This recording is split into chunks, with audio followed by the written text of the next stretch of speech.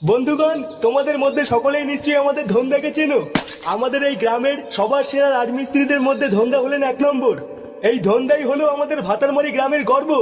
আমাদের সকলের ভুলে গেলে চলবে না, এই ধন্দাই কিন্তু তার পায়ের ঘাম মাথায় ফেলে আমাদের এই ভাতারমারি গ্রামটাকে উন্নত করেছে। একের পর এক ইট গেঁথে গেঁথেই কিন্তু এই ধন্দা আমাদের সকলের জন্য সুন্দর সুন্দর বাড়ি উপহার দিয়েছেন। সেই জন্যই কিন্তু শীত হোক বা বর্ষা, রাত হোক বা দিন, আমরা কিন্তু নিশ্চিন্তে আমাদের ঘরের দরজা জানলা বন্ধ করে আমাদের বউদের লাগাতে পারি।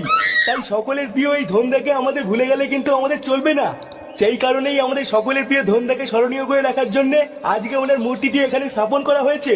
তাই চলুন আজকের এই বিশেষ শুভ দিনে আমাদের সকলের প্রিয় ধন্দার পায়ে আমরা সবাই মিলে ফুল দিয়ে তাকে সম্মানিত করি। আরে বাস, এতে হেভি ব্যাপার। হ্যাঁ, বারা আজকাল রাজমিস্ত্রিদের তো দেখছি হেভি সম্মান। হ্যাঁ,